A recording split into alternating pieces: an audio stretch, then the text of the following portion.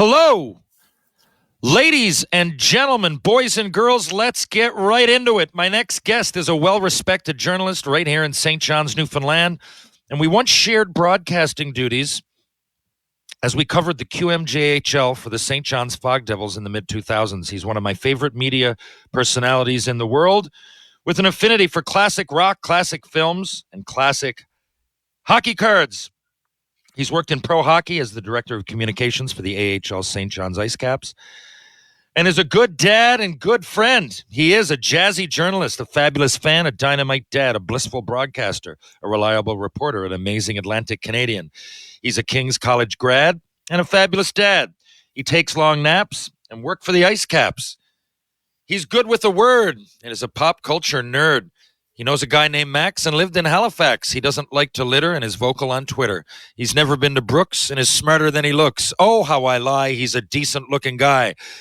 If it's a hint that you crave, his first name is Dave. Folks, the great Wayne Gretzky had a father named Walter. Please welcome to the show my pal, David Salter. Dave, how you doing? I'm great. That was impressive, and I know you did your research because the napping part, you definitely got that down. I don't know how you knew that, but it's true. Anyone that knows me, I love the nap. How about that jacket you're wearing? Where does this come? There's always a little modern touch of nostalgia. It's funny. People ask me, who's your favorite team or who's your and I'm going to name drop here. I remember Pat Stapleton, the former Team Canada 72 Chicago Blackhawks guy. I remember he was here for Bob Cole's old golf tournaments he used to have. Anyways, I was chatting with Pat one time, and he was blown away with kind of my hockey history knowledge and stuff. And he said, "You're not a hockey fan." He said, "You're a hockey historian." And I think that's probably more accurate than what I am. So the Kings and all the old gear and memorabilia and stats and facts and stuff, that's kind of my bag, yeah. So you know what? Have you ever met Liam McGuire? You know what? We connected on Facebook and Twitter and stuff, but it's so funny you say that. He's someone on my bucket list that I want to meet because I sort of feel like we're kindred spirits, and I've heard about him for decades. Going back to my years, even in university, people would drop his name in it. So I've always sort of felt like he's kind of been around and I've heard of him. But and like I said, we've connected on social media, but I would love to meet him. I think we'd get along, be a real hockey nerd fest. Yeah, you definitely would. I met him a few years ago. I always wanted to. I'd read some of his stuff, and he's like one of those guys too. I remember I sat down with him. I thought he was kidding. He said, "I can name you any team that ever won the cup." He goes, "That's a joke. I could have done that 20 years ago." But he goes, "Anyway." I said, "Oh, come on." And I said, "How about 1912?" He told me. Yeah. I said, "What?" And then I went, "Okay." And then he started to elaborate who was the Conn Smythe Trophy winner when I asked him about like 1952. And very, very specific stuff up in his head. It's one thing to do the research. It's another thing to retain all of it. That's right. And anyway, not to make this about me, but we were talking the other night. I guess it is my podcast.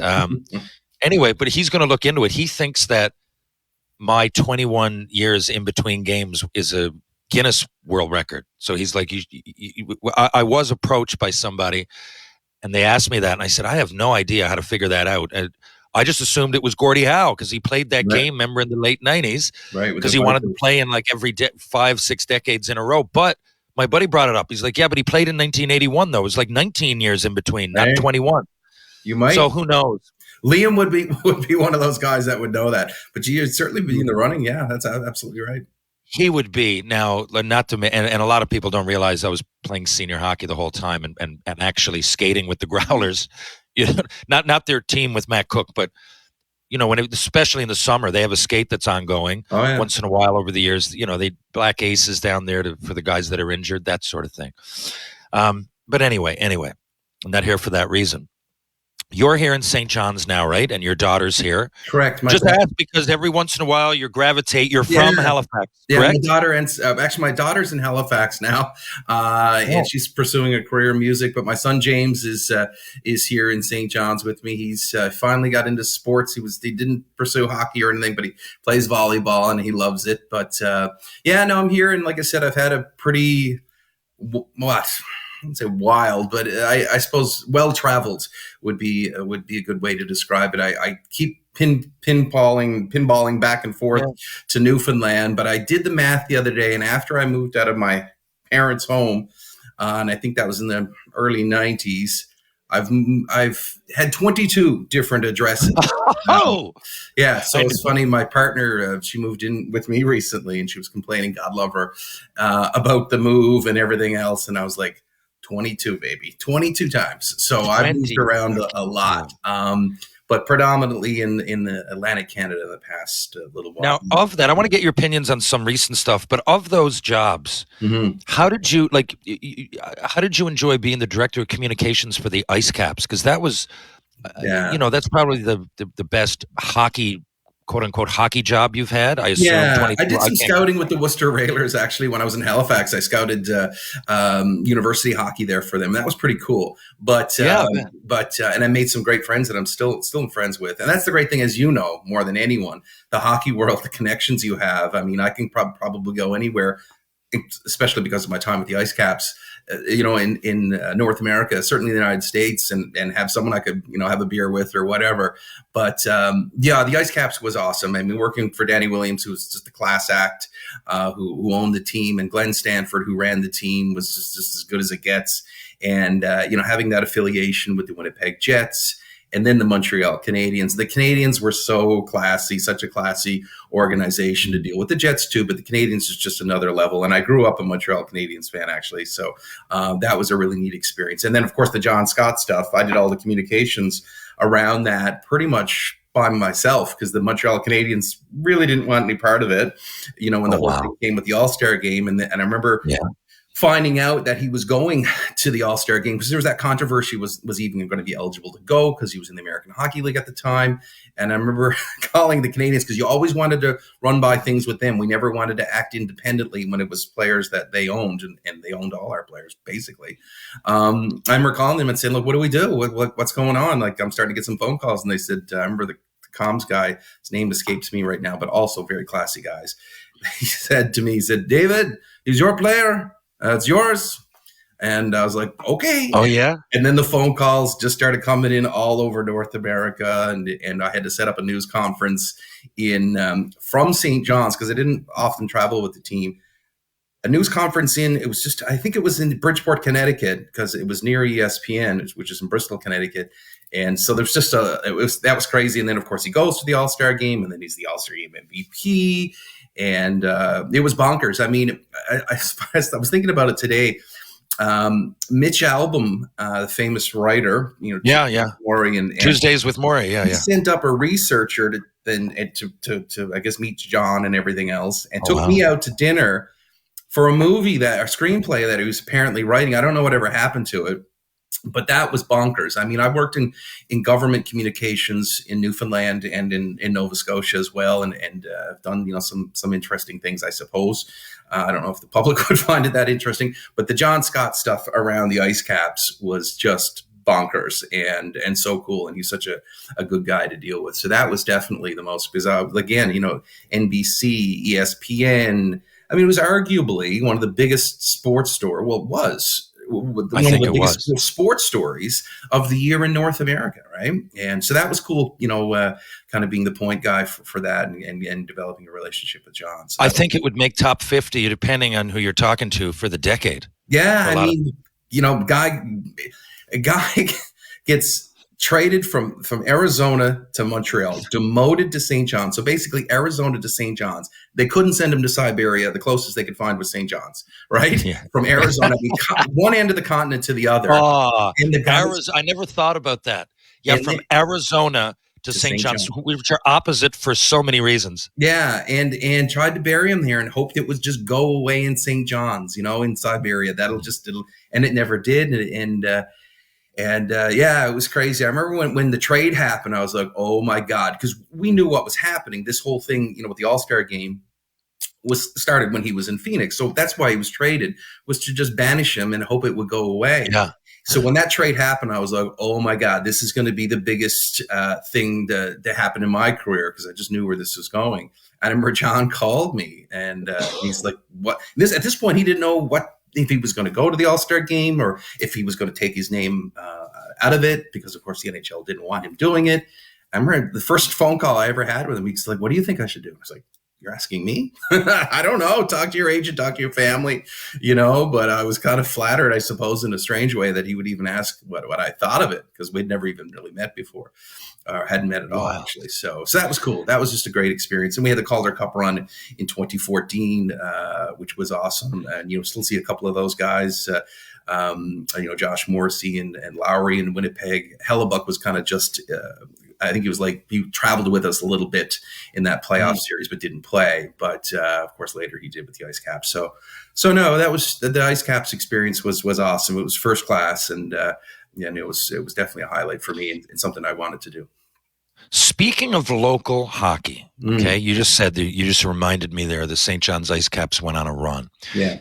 Think of the run that the Growlers just went on. Now, you made of all the people that commented. And I was asked, I didn't know all the facts behind the scenes. I knew that the deal wasn't desirable with the city. I knew that.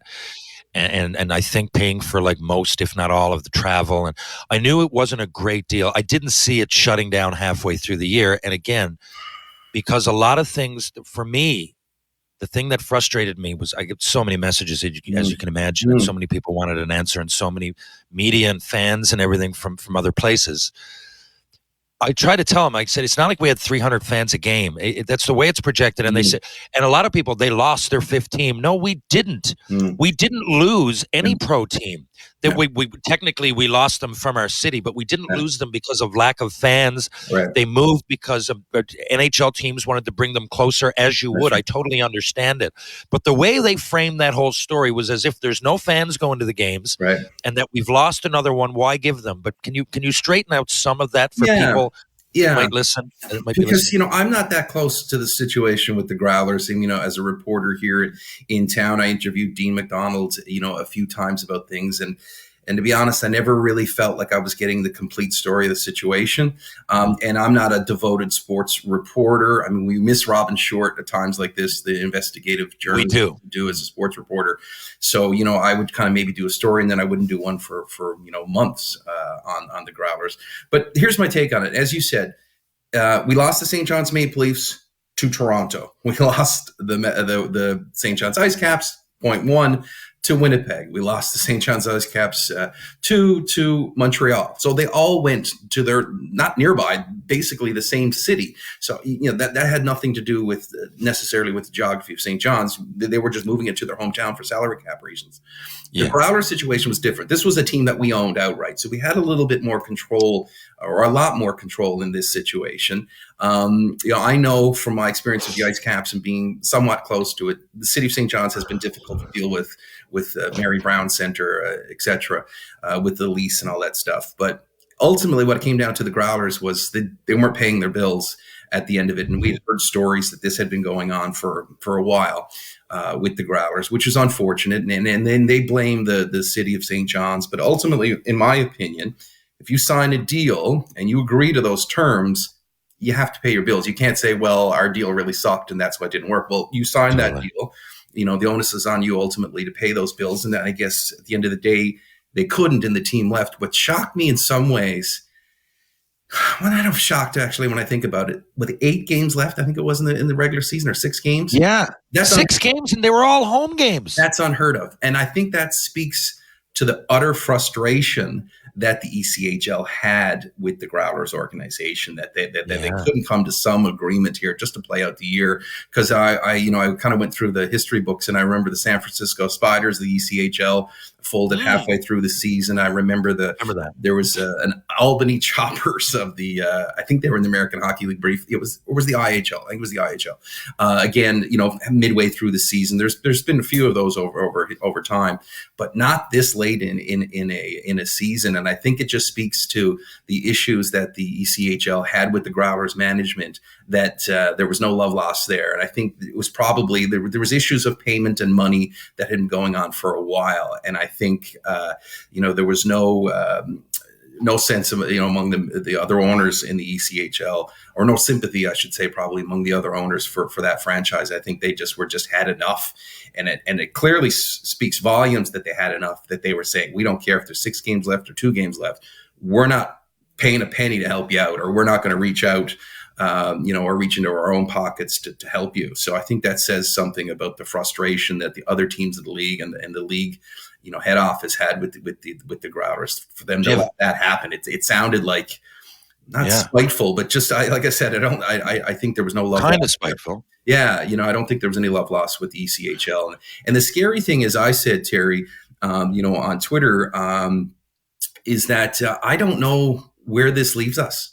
No. He was not coming back. I did some communications with the Memorial Cup in Halifax and talked to some of the. It was David Branch, actually, and I don't think he's there anymore. But he'd been there forever, running the CHL, and I think it was Bobby Smith as well. I talked to a few people there about St. John's. I think they had ever come back. The Q would ever come back.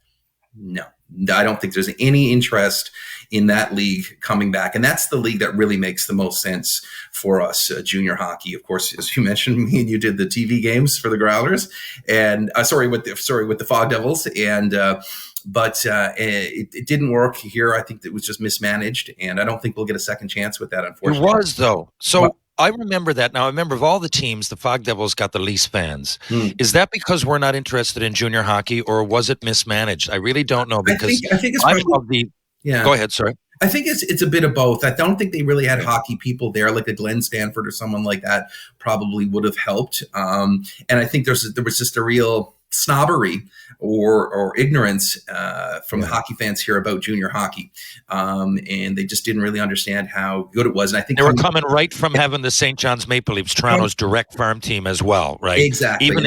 Even in unsuccessful years, you've got big time prospects, and there was a lot. Like, remember at the beginning, Felix Potvin, Yannick Perreault. Right. Even I remember a couple of down years. Donald McLean gets 58 goals. Yeah. Leads the league. There's all kinds of things that there was reasons to watch. And I found we ran out of those. I liked it, but a lot of fans seem to not dig it as much. Yeah, and I think you're right. We were kind of spoiled with that great relationship with the Toronto Maple Leafs, and it's a shame because I don't think, like I said, there's any interest in the Q coming back because they have territorial rights to the players here in Newfoundland, and that's ultimately, I think, all they're interested in. I think the thing with Newfoundland, it's not an easy place to get to. It's a pain in the arse to get to St. John's for the rest of these teams that are coming, and the expenses that our teams have incurred in paying the expenses of the visiting teams, et cetera, et cetera. So the Q is out. The AHL will never come back because we see the NHL teams wanting their AHL teams right next door or close by. Yeah. So the AHL is out. And the ECHL, I think we just didn't burn some bridges there. We blew them up.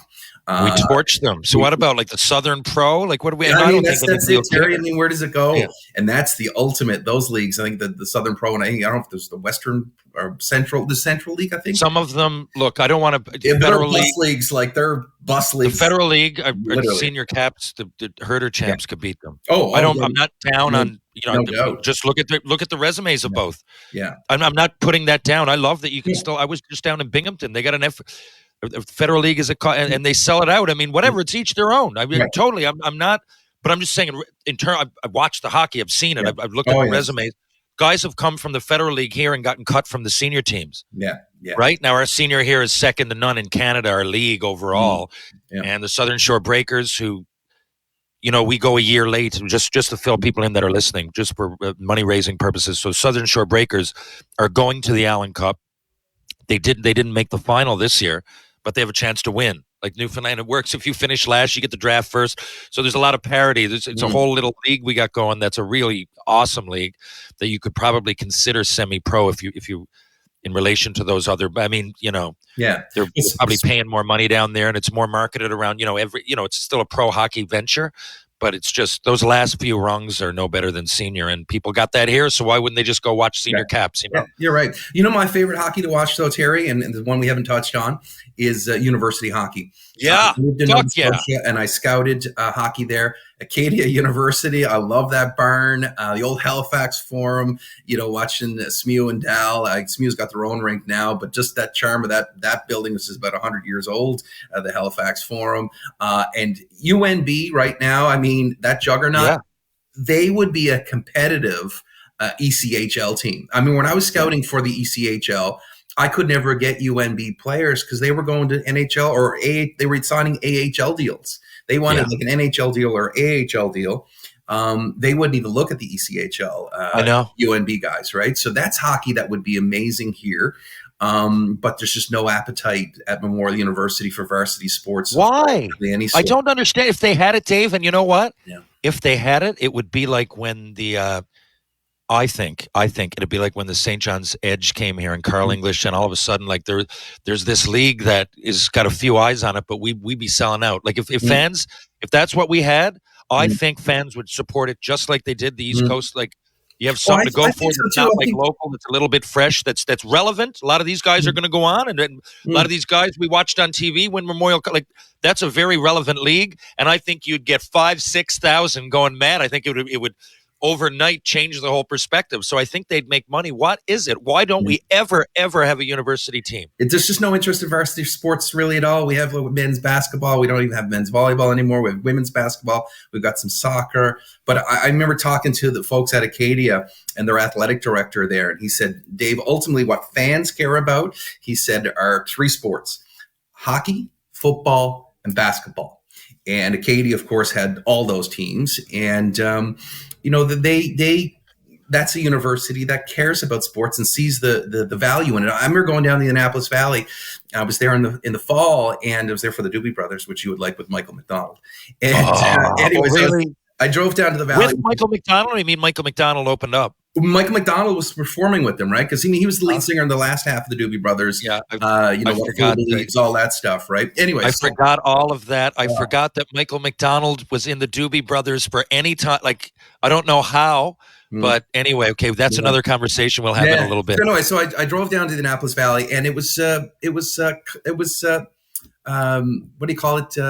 Come home, or the varsity, the alumni week or whatever, in the fall that they have, and they have football there, and they got the hockey games, and that's to me what a university experience is supposed to be about. Homecoming is homecoming week, whatever, and it was awesome, but MUN is just a concrete and steel university, great academic institution in the middle of a highway, and that's it, But listen.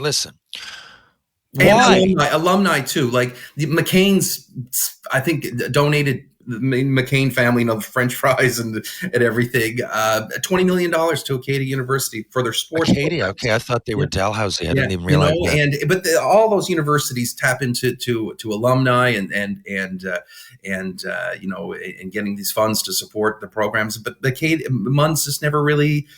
It's a shame. I don't know why our alumni have not stepped up. Do we have an athletic director? Like this is because I don't know. It's an afterthought. And I'm sure people at MUN would be upset to hear this, but they just simply don't care. It's like, and when I'm in Nova Scotia, everyone knows about the Dow Tigers and Acadia Axemen, St. FX Axemen, and Mount Allison even.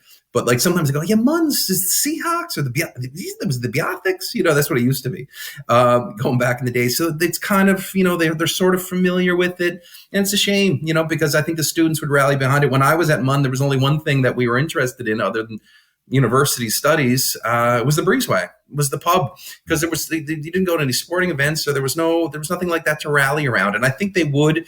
With hockey, I think all the residents, students, and stuff would. For sure. You just put it has to come from the university, and it has to come from alumni and donors, and I don't see it happening, which is a shame. If you put it on, there's no team here, say the Growlers, and you really start pumping that in the paper. I mean, it's the sports section paper. I'm sounding like, maybe we'll follow on the we'll get a talkie too, and maybe a typewriter out, and we'll write some new articles and post them around town. No, I mean in the paper, like online, everything. Like give a little bit more of a glimpse. It's just not out there that much. We have in this small province, which we support things like you might go to an under 12 Atlantic championship and see a place that's packed because, even if you don't have if there's anything in Mount Pearl that's Atlantic Canadian Championship or national, I go watch it. Even if I didn't ever play the sport, we're very loyal fans. And, we support all this amateur stuff. And MUN is right there with Memorial University, that is, for those listening, with 20,000 plus students in it and all great facilities. I was out there last night working out with Penny Lane and her soccer team using the field house, second to none. And going in, and there's guys on the swim team with a meet and there's like 4 people. I mean, even swimming you should go watch. It's right there. Yeah. Like if we're competing, I find it what a missed opportunity all these years. It's not like we're in bumfuck nowhere. Yeah. Like, you know, we're here. At some point, someone will come in. It could be when we're dead. But this is a market, I think, that's not even being attempted. I tell you, I don't know a lot of people know this story. Actually, I know they don't. I don't even know if it's an interesting story. But when I finished up with the Ice Caps, I was looking for work, and there was a job actually at MUN Athletics for a communications person. It was kind of a step down, certainly from the American Hockey League, and it would have been a step down in salary, a significant one. But I said, you know what? I'm looking for something who could lead to something. Maybe I'm part of the university experience and whatnot. But I went there, and it was a part-time job. It was like 20 hours a week, and I was like, I can't. It's when I factor in what the pay cut would have been, and obviously working part-time, I was like, no, like I can't do this job. I remember I was halfway through the job interview. I said, you know what, guys, I can't do it. I can't take a part-time job here. But that was their commitment that even for varsity athletics, it was a part-time communications job. Yeah, they don't give a shit. You know what's funny? I don't know if it was the last team, Dave, but my dad did play for MUN when he came back from pro, if you can believe it. So he was 77, maybe 78. It was, I'm not old enough to remember. Yeah. But I've got a picture down there. And I asked him after, this was probably 10 years ago, but I was in my 30s, like old enough that I should have known that he played for MUN. I went, what? And he showed me the picture. I said, you've got to be kidding me. And right next to him is Funk. I call him Funk. Bob Faulkner. It's Alec Faulkner's or George Faulkner's son. Yeah. Bob. I call him Funk. Yeah. But anyway, and then they told me a bunch of stories about it, and they're like, it was, we all had a great time, in getting our degrees playing hockey. And I'm like, geez, I wish they had that on the go now. Now, listen. Doug Grant, St. Louis Blues, Detroit Red Wings play with MUN. Yes. All right. Yeah, there you go. So you know what you're talking about. Do you think... Now, Auston Matthews didn't get his 70th. I felt some bad. Did you watch the last couple games? I did see. It's funny. A guy I know from Mount Pearl, John Rich, said 2 days ago, incoming 70. And those of us in the hockey world know you don't put up, not that that's bulletin board material that the Leafs are going to see, but you don't say things, you don't jinx things. No. And I saw that tweet, that he was saying, 70 goals is coming. And I saw, Jesus, I said, there's the kiss of death right there. You tried everything. I hate to feel bad for a guy that's just led the National Hockey League for like the 4th or 5th time. Yeah. That has millions and millions. Just like, there is a level of strip away the money and the fame and everything. And when Kucherov got his 100th and you could see him, and look, Matthews, over the years, I've developed a bit of a liking for. Like, he takes it like a man. He really does. I mean, he's not a great fighter, and we're not a fighter, but he does block shots. He goes in. He uses his body. He's not as fluff as a lot of people think. And you could just tell. I think it takes a lot of mental kahunas, man, to just sit there and take all that. And he came off early a couple times. A couple times he did. I mean, he took a lot of shots. That's what he does. But he passed it a few times around the net. And you could just see that if it's me and I'm sitting there and 20,000 people and millions all over the world are waiting, and I'm probably in the game's winding down, and he looks up and there's 3 minutes left and they pull their goalie in. There's a level of me that said, pity isn't the right word, but I really respect this guy, this athlete. And I hope they win a round or two. I hate it, because he seems to really care, and he's a Toronto Maple Leaf. He's signed back there twice. Of course, they haven't been great in the playoffs, but anyway, I just wanted to say that. My question to you is that what do you think we'll see sooner, given the rarity of both? Someone get 100 assists or someone get 70 goals? Yeah. Well, the 70 goals is like I said, we thought he was going to get it. He had a couple of games left. With the 100 assists, I guess we saw Kucherov, right? My thing with he was, you could see how disappointed he was in the game. And McDavid, and McDavid, right? I just sort of almost take him for granted these days. But I know, me too. He was he was devastated at the end of the game. You could see, and Keefe was trying to console him, and his parents had been following him around the past few games, and they were obviously disappointed. That's always bad. The Matthews thing, and I know, look, I'm not a Leafs fan, and I like to tease them online and stuff because they're sensitive. But he's a brilliant hockey player. I mean, he's a super skilled player. Arguably the greatest Leaf maybe of all time. Certainly doesn't have the playoff success, but what was I lost my train of thought there. Yes, the Keefe situation. Sorry, that to me was strange. We're dealing with this distraction, and we just want to get this over with, and he Sure. seemed really annoyed about it He all. seemed annoyed. All you've got to say is like, look, we're getting a lot of attention on this, and I understand why. The media market, we hope for his sake, he gets his 70. We'd all like to have it over with. I'm sure he would as well. But, we all hope, he gets the 70 goals, and just leave it at that. But to kind of seem annoyed by it all and call it a distraction, basically was just saying, like, this is a pain in the ass and I wish it was over. Was like, that just struck me as odd. That's what, you know what? That adds to my frustration, because I look at the guy and it almost like in a weird, bizarre twist that I never would have seen coming.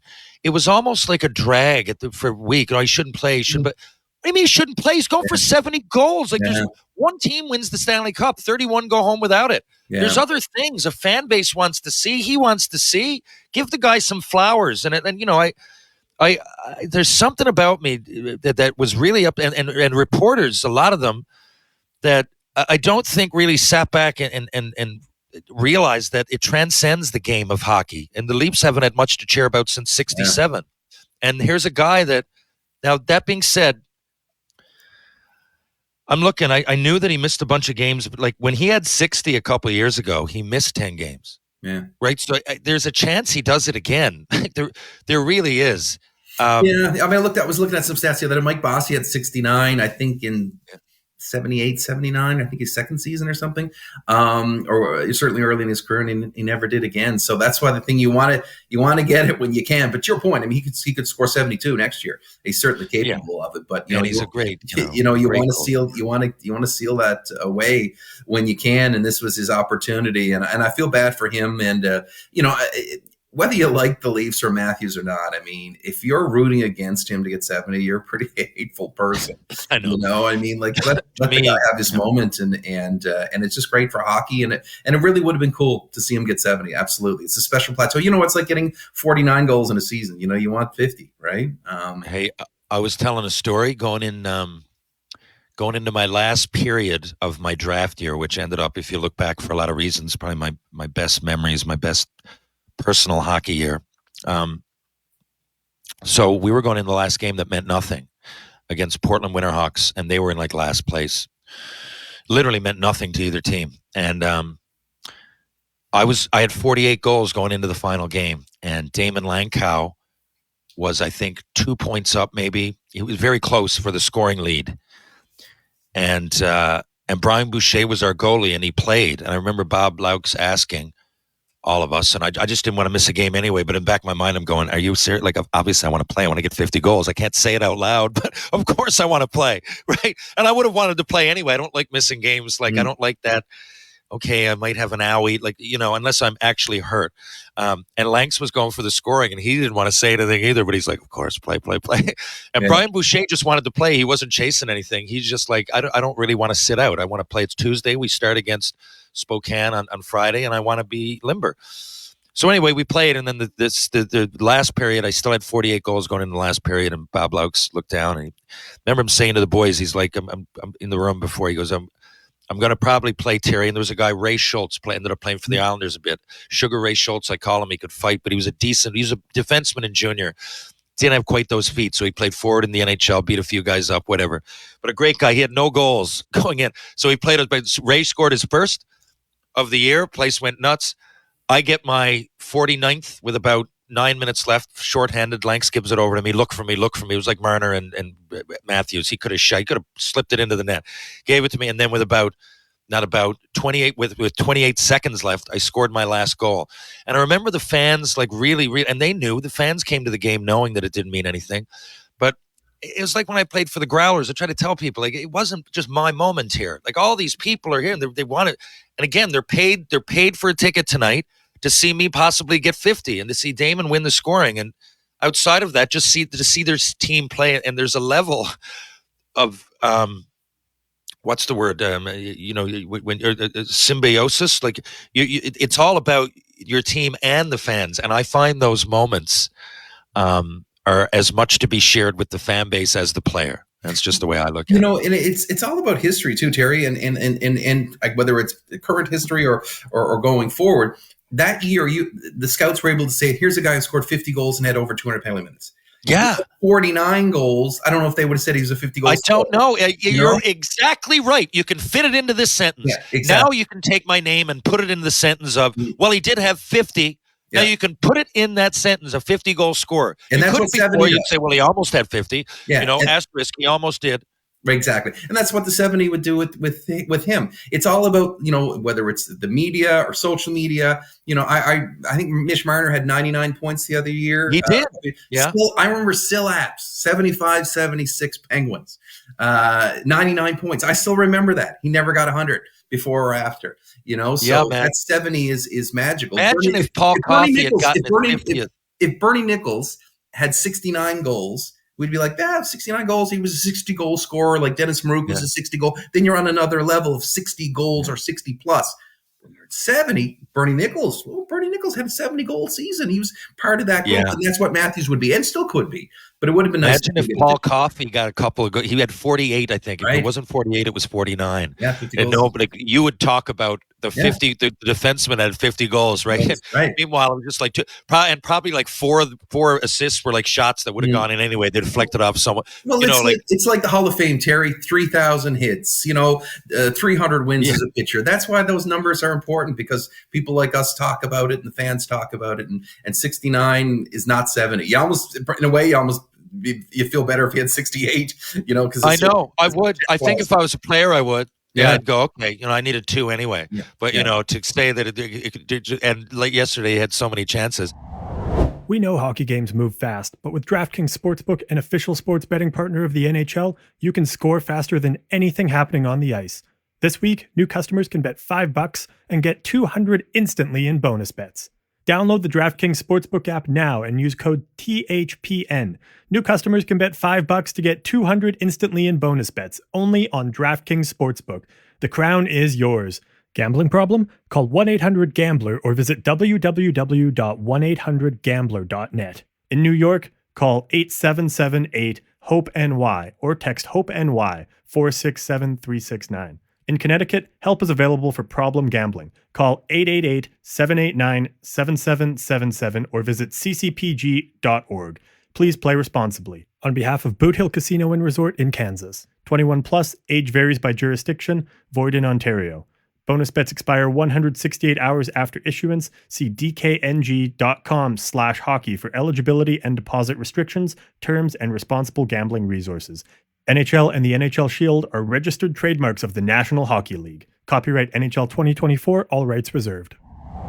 Speaking of baseball and wins and losses, so pitching is never, ever going to be the same. Do you think, I don't know what the requirements are getting into the Hall of Fame. I know that as a pitcher, the Cy Young, usually you were in the conversation if you had 20 wins, which is never going to be the case. I mean, someone might get it, but it's not as many people. It's not a requirement for the Cy Young anymore because there's just less innings pitched. It is a requirement, wins. I'm just saying they're probably not going to be as many. Right. No hitters, there's definitely won't be as many. Yeah. Complete games, there's not going to be as many. But athletes do exist like Nolan Ryan and many, many more that kind of thrive on playing a lot. And even though it might be the third or fourth time through the lineup, their mental intuitiveness will, now I got to outsmart you. Now I'm going to throw 2 curveballs when you think I'm going to throw back. And you're almost not allowing that anymore. So do we need to come up with a whole new system of requirements for awards in baseball? Do you think it's going to start slipping back the other way? The extreme example, the last thing I'll say, I think it was 2 or 3 years ago, Blake Snell, got taken out. He was pitching a no-hitter in the playoffs. And he got taken out in the 6th inning, and they got lit up. And you're going, well, but the analytics might say it. But, we were going with a hunch here. And the hunch for this Cy Young award winner that had a no-hitter, for me, would have been leave him in. Now, are we going to do you think we're ever going to start bouncing back that way? I hate to be this typical, what they call boomer, right? That with the analytics and stuff. And I think it's a good tool to have, in your back pocket, if it's a tiebreaker or whatever, if you're making decisions. But I think you have to go with the feel for the game. And if a guy's got a no-hitter going, especially how rare that is right now, or a complete game, I mean, I think pitchers are still getting hurt. People are still having arm injuries. It's not like we've solved that completely with this new approach of babying them. It's still happening. It seems to be more. I think you do, you let the pitcher, if he's, like I said, got a no-hitter or a special game going, let him go. I just think, making decisions just because, like, again, I hate to sound like this guy, but because there's a nerd up in the press box with a computer telling you to change your pitchers, I just think that's ridiculous. And I can't imagine, like, basically, like, now you're asking a manager after the game, why did you make that decision? And I think it was someone recently, I remember hearing it, I'm paraphrasing now, and he basically said, it really wasn't my decision. I was told by someone else. Yeah, I think that was Schneider last year. To change. I can't remember why. I don't think I'd want to be a baseball manager anymore. No. Can you imagine guys like, Billy Martin and Earl Weaver, and I'm really sounding old right now, being a manager today? I just don't think they wouldn't do it. They couldn't do it. They just wouldn't do it. And I think it's a shame. And you're right about the criteria about Major League Baseball Hall of Fame. I don't know what it would be right now. There's so many new statistics to determine, a player's value right now that it's almost kind of above, my pay grade. But you certainly those days. Here's the thing. I often look at these statistics, and look, analytics really is information, so I'm not really against analytics. No, it's always been there to some degree. There's just more information, and to me, it's how you read it. Right. So at the beginning of the season, let's just say this is one example, but I can take it and insert it into most situations in most of the major sports right now. But beginning of the year, the Oilers finished, I think, or they started.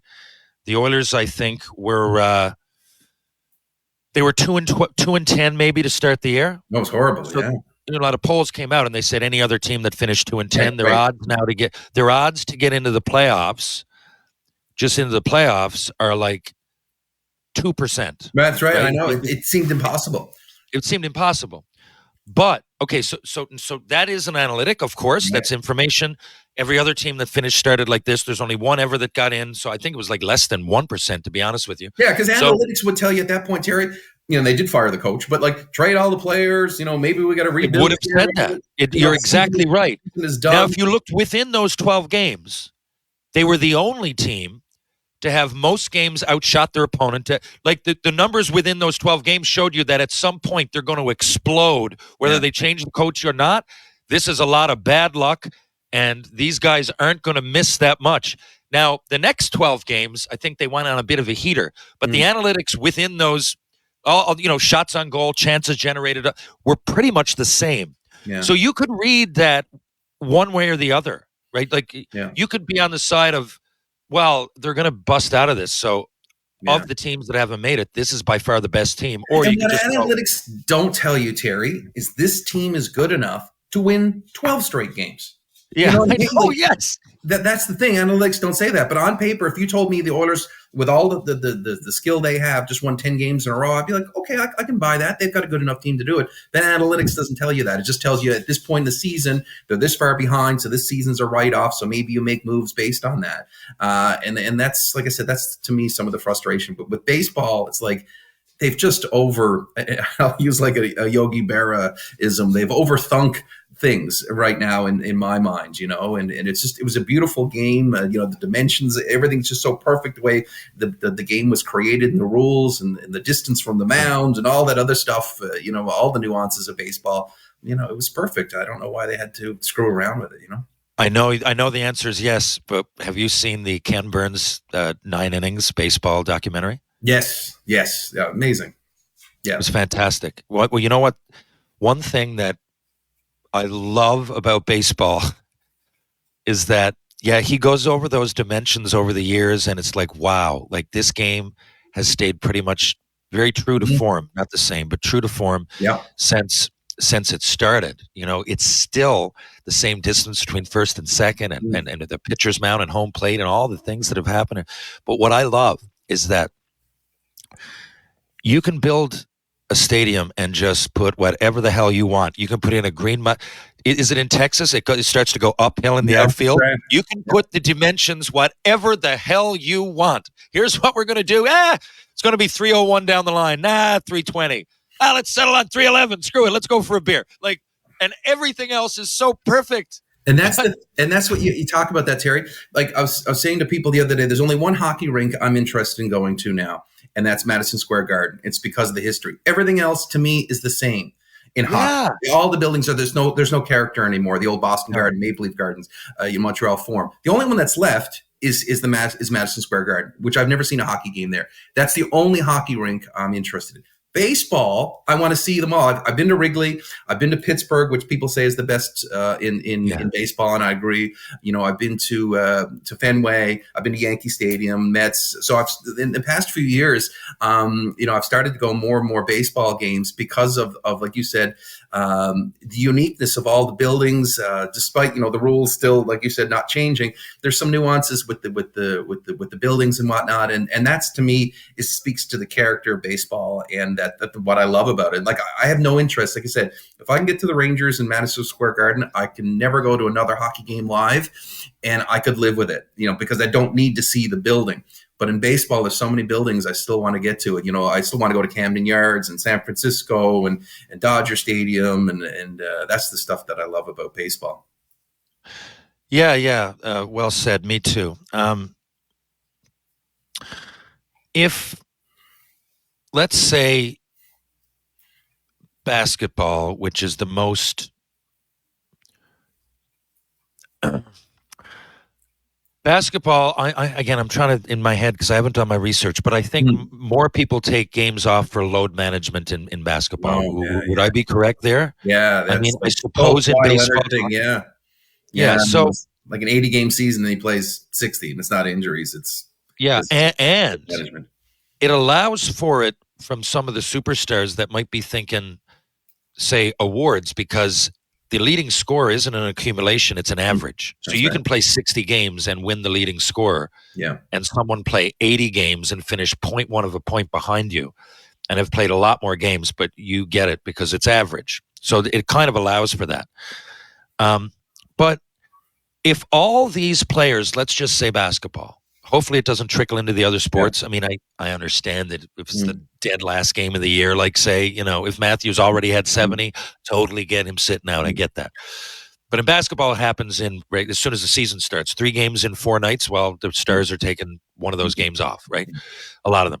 Starting with Kawhi Leonard, and the worst thing is when he made that popular for the Raptors, they won, and it became a thing.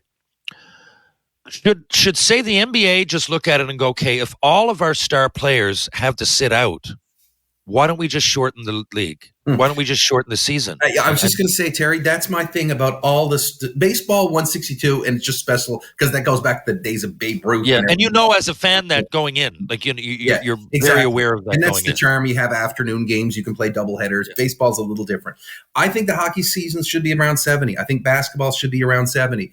I agree. Someone said to me the other day that the Stanley Cup should be out by May 24th weekend. I have no problem with any of that. I tend to agree with it. It's not going to happen because of greed, but that's what the leagues have created. They want these 82 game schedules. They want their stars to play all the time. The Stars are basically pushing back and saying, you may have an 82 game schedule, but I'm not playing it. And it wouldn't be surprised if it trickled into hockey at some point. And that'd be a shame, but I think that speaks to the volume, or speaks volumes to the fact that the seasons are too long. They should be about 70 games.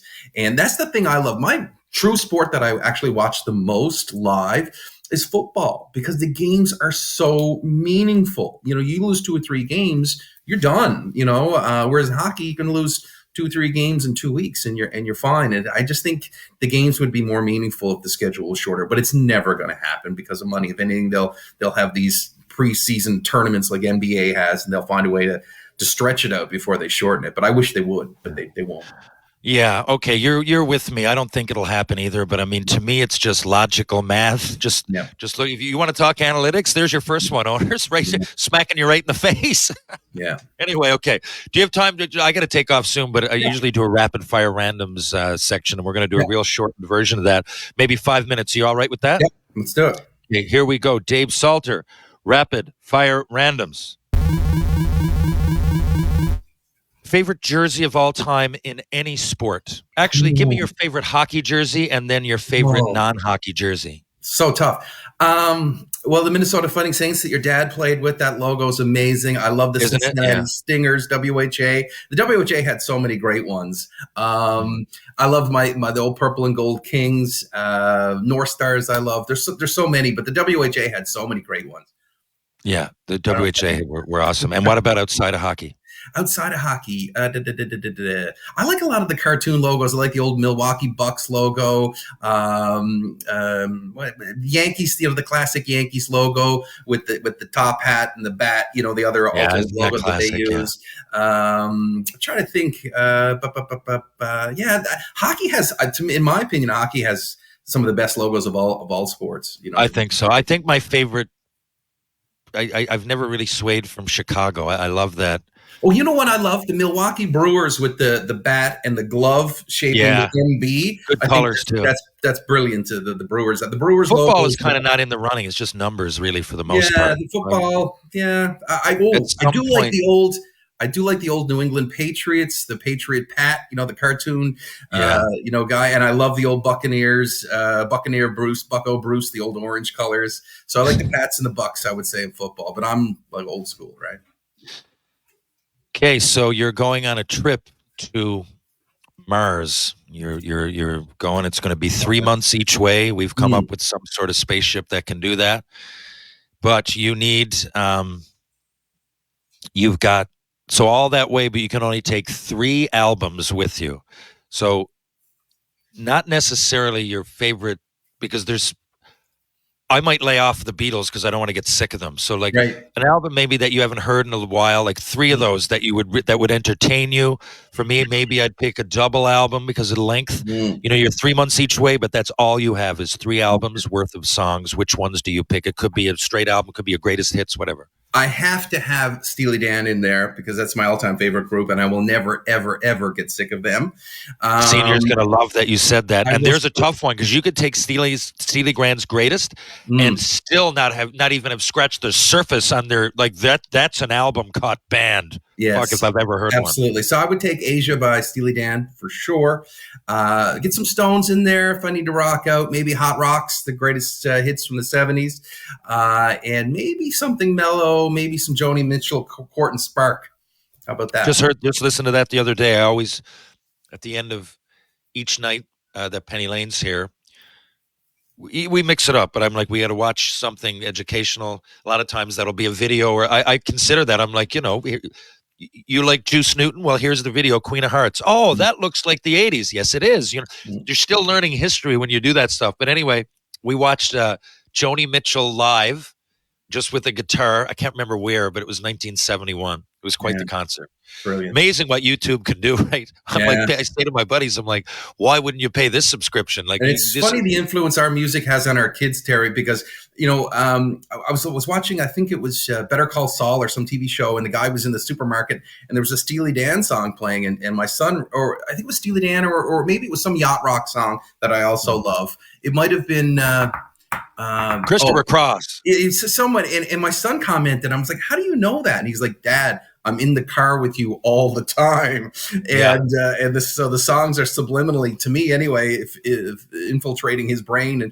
And I think previously my daughter as well, but definitely my son is influenced. It's not like he's sitting down and listening to music with me, but where I have music on all the time, he's kind of a prisoner. And it's funny. He knows all that stuff. Yeah, for sure. How many fish burgers have you ever eaten? You know what? The fillet of fish a few years ago, it's so funny you say that. I was at McDonald's and I said, I've never had a fillet of fish in my lifetime. I don't know why it hit me. And I said, one of these days, it has to be off the menu. Who has bought one? How is it still there? Unbelievable. Yeah. And I finally one day, I don't know, it was a random day. I said, I'm getting a fillet of fish. And I had one and it was very underwhelming. And I'm shocked that it's still on the menu. I don't know how it is. I'd never had one. Jason Hedges and I were playing hockey for the Mount Pro Blades in 2010, and I'd never had one. I went and the thing is, we're in Newfoundland, so I like the idea of the fish burger. So I said, well, I might as well. But yeah, you're right. I'm like, it's better at Chess's or wherever. I don't know why I'm. I know. It's very unfilling. Yeah, I'm in Newfoundland. Why would I order a fish burger from McDonald's? But the whole idea of that, I would go and get like double fish burgers. So I wondered, and the reason, our reasoning was exactly yours. It was after a game, and we were like, who's ever ordered one? How has pizza come and gone? The spicy chicken, all these things, those sandwiches that they had a few years ago, and these things come and go, yet the filet-o-fish stays on the menu. I don't know if it's part of some sort of McDonald's constitution that they have to have it in there. Like when Ray or whoever's, formed the company that no matter what happens with a change stand, you have to, by constitution, keep filet-o-fish on. Because I can't imagine anyone's actually buying it. But I just bought it one day thinking randomly, like, this is going to be gone soon, and I'll never be able to say I had one. So I did it, and it's brutal. Okay, same thing now. You've got to pick. You're on the same trip, and you got to pick 3 movies. Wow. You know what I watched recently, and I hadn't seen it in a while, was Shawshank Redemption. That was brilliant. That's next on Penny Lane's list. I'm showing her movies, and I tend to stay away. I mean, a bunch of guys in a prison for a 14-year-old girl, but some of those, not that. I'm just saying for subject matter, I could, because it's one of the best movies of all time. Yeah. I think most people, it's so subjective, but it's certainly not a bad movie. I think a lot of people would say it's great. So I think now she's old enough to get it. I think the message transcends like the boredom that could result from if you were a kid watching that movie. Same thing with Rudy. Movies. I went through a period in the 80s when I didn't have a girlfriend in high school, and me and my buddy, would go to the video stores and rent everything. So I saw, On the Waterfront, Streetcar Named Desire, or whatever. Yeah, those are 2 great ones. All the classics. What's the one? The one that is regarded as the greatest of all time, Rosebud, Citizen Kane. I just watched that again the other day. I've seen all of the classics, but I will say in recent memory, just I will say Shawshank. But the movie that I've seen the most, and it's not even close, is Planes, Trains, and Automobiles. I know, God, unbelievable! I can't believe you're saying these. Penny Lane and I watched that on the way back from Orlando just a couple months ago. I'm like, Planes, Trains, and Automobiles getting back. And she goes, what? I've heard that saying. I go, what? You've heard the saying? Of course, because you've seen the movie, right? You're like a chatty Cathy doll, except I'm pulling the string. That movie, I think it's brilliant. It's touching. It's funny. John Candy. So that to me, I know, like I said, much more touching than you think at the end. I had a little bit of teary-eyed goosebumps. I forgot that part was going to hit me. Marie is gone. It's not Citizen Kane, but I have to tell you, it's the movie I've watched the most. I watched Citizen Kane again. I saw it years ago. Underwhelmed wouldn't be the word, but I didn't have an appreciation. I was like, oh, it's pretty good. It was a long time ago, but now I don't want to seem like film world industry pretentious, but when you see how early that was and how the shots added up, I think it was kind of the impactfulness of that movie. It was just so different than anything that had come before. The way they use the cameras and shadowing and everything and lighting. Now I get it. I'm like, oh, that was 1940 or like they're in thereabouts 41, I think. Okay, now I get it, right? And then other movies. It's funny. You might go, see a movie in 1948 and go, well, that's much better because it's almost a decade. Yeah, but it wouldn't have happened if it wasn't for this one, right? Like now I see. Okay, go ahead. So many other. I'm just thinking out now. Midnight Express, Deer Hunter, a lot of those movies like in the 70s. There's just so many. There's so many. It's so. I think I could pick music much more than movies. Movies is because it all depends what mood you're in too, right? You're right. I also love Anchorman because it's silly and funny, and I've done TV, and I love Old School because we've all wanted to go back and go to a fraternity and relive our youth again. So it's tough. That's the tough one for me is movies, to be honest with you. But I will say the number one that I've watched hundreds of times probably is Planes, Trains, and Automobiles. That's a great answer. It is. It's a lot harder for me too. I never thought about it that way, but there's probably a reason. Usually, even with music, when I get into an artist, I can go lyrics like Bob Dylan, or there's a guy John Gorka I love, and if it wasn't for his music, I got into the words first. But most of the time, it's a beat or a hook or something like that grabs me. And I think that part is like mathematical in my head.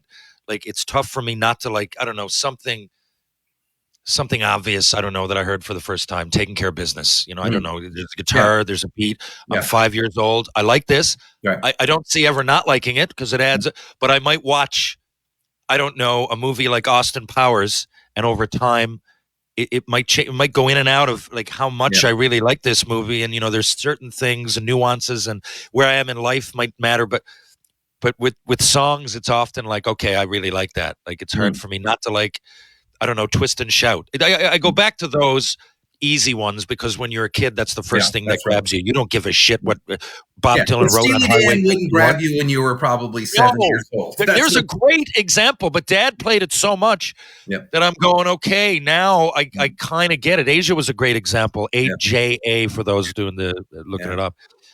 That's a great example, right? If I heard that, if that was just there in the corner and I knew nothing about them and I was only to hear it once, it's over. Yeah. But after a while, okay. Yeah. If you could pick one superpower, what would it be? Everyone wants to say flying or something, right? Most people say flying or invisibility. I think the ability maybe to read people's minds. That's a fantastic I think answer. I want that better than flying. I think you could do more with that for sure. Yeah. I can get on a plane anytime. You could, and you could still have, if you were invisible, it would spill over into criminality somehow. Like, there's a lot of creepiness there. What are you going to be invisible for? But if you would read people's minds, you could use it for that. But, I could use anything. I make moral decisions right now. I have access to do whatever. I can go over and murder my neighbor Lucy if I want to. I won't. So I think if you could read brains, if it was me, I'd just make sure that I had a nice little setup for my family and I wouldn't need to know the secrets to the world. I guess it would be how you use that power. But it'd be pretty boring superhero just to be able to read minds. I'd need some sort of like punching power or something, speed or something. If you could read minds, though, you would be able to have that because you could read the minds of the best scientists in the world and you could go figure it all out on your own. I think it would take a long time. It would be like being a reporter. We'd have to flesh out the character because I think as a kid, like mind reader guy, probably wouldn't be that exciting to the average kid. It wouldn't. No, it certainly wouldn't. You'd also, if you could read minds, I guess you could technically do anything you wanted to do. I could be a pilot because I just take a pilot with me. Right. Whenever I'm doing wrong, I'm going to read the pilot's mind. Terry needs I don't know why the first thing would be fly a plane. Leave her soon, or we're going to. If you were on death row, what would the meal be? The first thing that came to mind, Terry, is I love comfort food like mashed potatoes and meatloaf. You know what I mean? Or meatloaf and mashed potatoes, I guess. Something like that, probably because you're going to die, so you'd probably want something comforting. I guess you could say steak or whatever, but I would say some sort of comfort food item because I'm going to die. I've eaten so strictly the last few years that I don't even remember. Fries and gravy or poutine, or I do remember, but I just don't eat that enough now. Not that I'm immaculate here. I eat I guess if I'm going to spoil, I'll have pastas, but a lot of the real greasy stuff is just kind of been eliminated. Yeah, good for you. My toolbox. Yeah, and I just try. I snack at night, but I can't have the Doritos because if I do, I'll eat them. So it's like cashews and things like that. Not like overly healthy, but it ain't some of the things I want. I would definitely go right in as fatty as it could possibly. You're going to die the next day, right? Right. Okay, last question I have for you. We're at a minute. We're at an hour exactly. I appreciate your time. Yeah, absolutely. Hypothetically, in this world, all these players are in their prime. My team doesn't matter, but you and I are going against each other. You have to pick 5 players and a goalie. And I don't know, we're going to have a simulation or whatever we're going to have that can play together and try to beat my team. Now, you can't have Lemieux, Gretzky, or Howe. Gretzky or So the top 4 players you can't pick, and no Montreal Canadiens. Okay. But you can pick anybody else. 3 forwards, 2D, and a goalie. You know what? This is for like the Stanley Cup or something, obviously, right? It's a one game. $1 billion on the table in between. The goalie that jumps out at me, when it seems kind of random, but it's the first one that came to my head because I'm thinking I'm going to want to win the cup. Is Billy Smith? In net, I know that's kind of, you don't think this maybe 4 cups straight. or War or Brodeur or whatever, but I'd go there. No Orr on defense. I would go Lidstrom and Denny Potvin. I just love that he could play it both ways and he could hurt you. Incredible. I was talking about him 2 weeks ago, how he's underappreciated in the history of hockey. I don't know how this guy went. People go right to Larry Robinson and Doug Harvey. I'm like, whoa, whoa. 80s, maybe to go Paul Coffey. I'm like, my God, how is Dennis Potvin forgotten about? 100 points, defenseman, first overall, lived up to his rep, 4 cups straight. Come on. Built a franchise around him, right? And so up front, I've got Lemieux. I'm allowed to have him, right? No. And what's that? No, you're not allowed. Lemieux, Gretzky, so Howe. So I can't have Lemieux or Howe. Is that the ones? Or Gretzky. The top 4. The Mount Rushmore players are undisputed, I think, in hockey. I'll go Messier. And so now I've got a couple. And you don't have to have wingers. You can have 3 center if you want. Okay. Yeah, this is tough when you got those other guys off the list. Messier,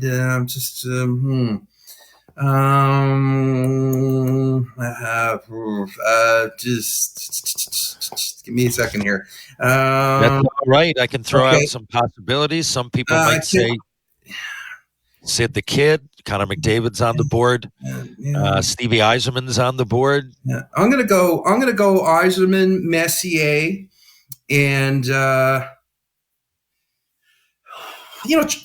guess it's funny. You're going to think I'm an Islanders fan, and it's not because I grew up in that era. They did win 4 cups that people forget about. Though.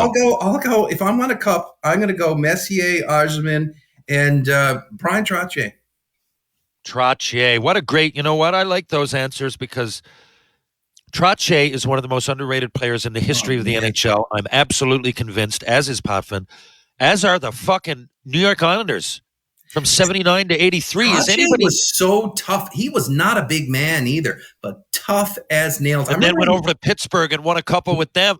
I remember in '84 they were going for their 5th cup and they played the Canadiens in the semifinals. And he hit Bob Gainey, who was no slouch and a big, strong man, and almost killed him. This is Trottier. And he's still arguably at the time, it was him and Gretzky 1 and 2. So here's it's something Gretzky wouldn't do. You know what I mean? Yeah. Trottier was out there, physically laying bodies out and contributing to the scoreboard greatly. And he was just probably the greatest, quite possibly the greatest 2-way player of my lifetime, Brian Trottier. So it's funny, their names I wouldn't have come up with before this conversation necessarily, but they're the ones that leaped out to me. So if I have to go to war with Messier, Trottier, and Yzerman up front, and Potvin, and Lidstrom on defense, and Billy Smith in net, I'll take my chances. I absolutely love your list. It's unique and it's legit, and you can make an argument against any team I could possibly put together. Thank you very much, Dave Salter. Do you have anything to add? Do you have anything to plug? And by the way, we'll get you back a few times. I like having some it's often stories with old buddies. Not only are you an old buddy, though, but I need once in a while to ask some relevant current questions, and I'm glad you can be there for that. So we'll have you back here. So much fun, Terry. Of course, I think about doing this today. I remember, writing that story when you were drafted in that Bantam draft. It was I still have that, by the way. Banner of the Telegram sports section. 14 years old, and so we go back a long time. And I love you, and I love the fact that you're not just a hockey guy. You're a music guy. You're a pop culture guy, and I think that's why we get along so well. It's because the hockey's one thing, that's a given. It's all the other stuff that you bring to the table that I enjoy so much, and that you're yourself, and you've taken your lumps along the way, and now look at you, TV star and the hockey world star, and everyone loves you, and you did it your own way, and like I said, you took some stones along the way. Although you're a Beatles fan, and thank you, and that's why I'm playing one for you. And but I'm just so happy for all your success, and it's always fun to chat. We don't do it enough. No, we don't. I appreciate it because you really have seen a lot of people now that go, oh, so you just went from hockey and you got into acting. I'm like, man, you guys don't know. There was so many ups and downs, and you more than anybody, because we're buddies for a long time. And when I mentioned us on air, we still knew each other way before that. I really do still have that article at my parents' house. Yeah. Mom keeps everything, as do I for the most part, but I have that. And we've shared similar. You're probably not in the public eye as much, but definitely have pursued different career opportunities. You're never really settled into one thing. You're always thinking about other possibilities. How can I further myself? Maybe I'll take this job. You just mentioned you thought about the Munn job. I've done that. I've gone, okay, Yeah. I'm going to make less doing this, but I'm probably going to further myself a little bit more in this category, or else I wouldn't have this podcast and I wouldn't be an actor. As you know yourself right now, you got 2 great children. Yeah. You figured out yourself. You're very comfortable in what you're doing, and now you've worked in not only hockey, but you've reported, you've worked in all kinds of areas. You work for the government, and you don't seem to, I'm not going to say be happy, but you're always a happy, positive guy that's got insight. But you're very well rounded, and you're never complacent. You're always. No, that's the might thing. say I think people like me and you are always chasing after something. And we're not one to kind of just settle into something comfortable. And sometimes that makes the path is a little rougher for people like me and you, maybe that always aspire to something different, or maybe get bored after a few years and want to do something else.